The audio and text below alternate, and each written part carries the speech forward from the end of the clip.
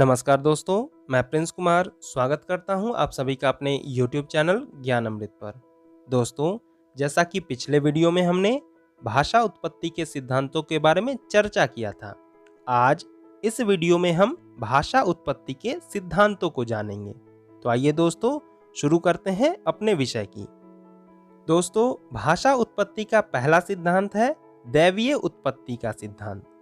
तो दोस्तों, भाषा उत्पत्ति के सिद्धांतों में यह सबसे प्राचीन मत है। विद्वानों के साथ ही लोगों का भी मानना है कि संसार की अन्य वस्तुओं की ही भांति भाषा की उत्पत्ति भी ईश्वर के द्वारा की गई है। संस्कृत को इसलिए देव भाषा भी कहा जाता है। इसी प्रकार प्रत्येक धर्म के लोगों की अपनी अपनी मान्यता है। जैसे बौद्ध पाली को, ईसाई हिब्रू को और मुसलमान अरबी को देवताओं द्वारा बनाई गई भाषा मानते हैं, जिसका कारण है कि इन्हीं भाषा में उनके धर्म ग्रंथ लिखे गए हैं।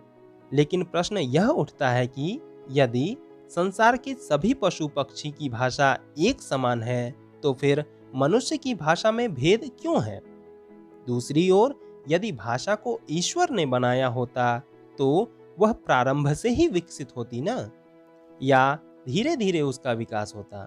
अतः यह सिर्फ एक कोरी कल्पना है कि भाषा की उत्पत्ति ईश्वर द्वारा की गई है। दूसरा जो सिद्धांत है वह है विकासवादी सिद्धांत। तो दोस्तों, इस सिद्धांत के अनुसार भाषा का विकास धीरे धीरे हुआ होगा। इतना तक तो ठीक है, क्योंकि भाषा के इतिहास में यह हमें स्पष्ट दिखता है। लेकिन ध्वनि से अर्थ कैसे ग्रहण किया गया, वाक्य संरचना कैसे हुई, इन सब के विषय में हमें कोई विशेष जानकारी नहीं मिलती है, बल्कि हम सिर्फ अनुमान लगा सकते हैं। तीसरा जो सिद्धांत है वह है धातु सिद्धांत। इस सिद्धांत को डिंग-डांगवाद या रणन सिद्धांत भी कहते हैं।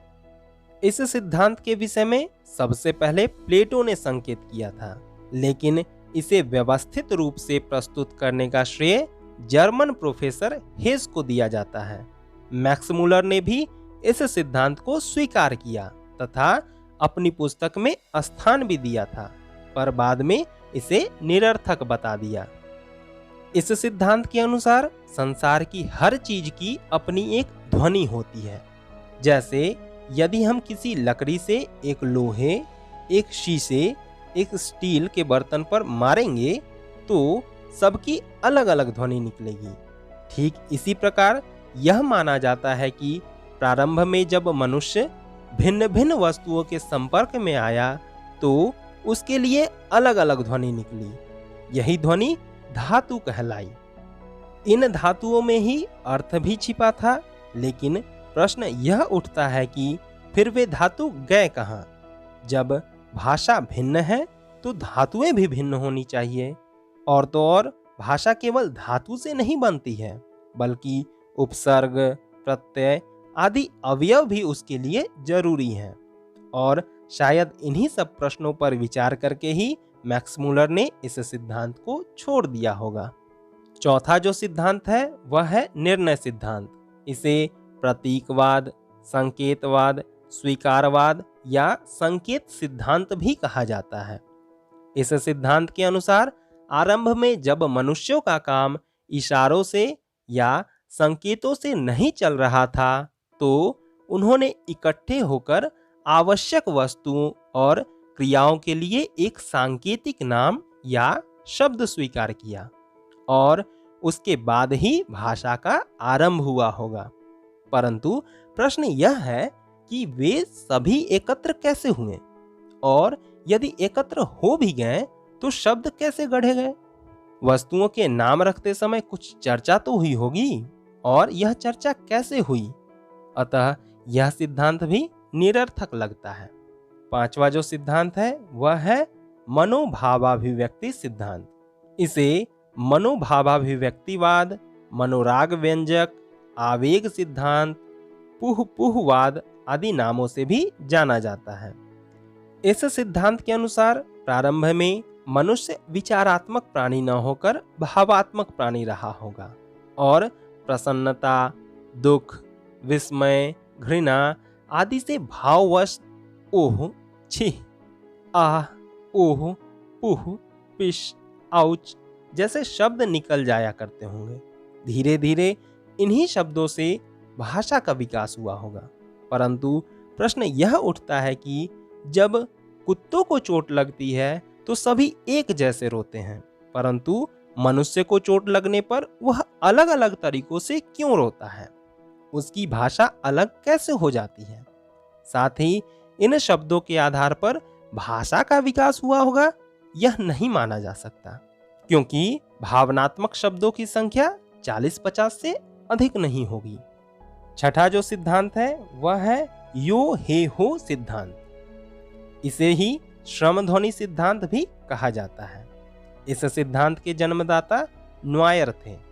इस सिद्धांत के अनुसार जब श्रमिक परिश्रम करते थे तो सांस तेजी से लेते और छोड़ते थे, तो सांस तेजी से लेने और छोड़ने पर जो ध्वनियां निकलती थी, जैसे हैया, ह्यो, छियो, हे, हु आदि, इससे ही भाषा का विकास हुआ होगा।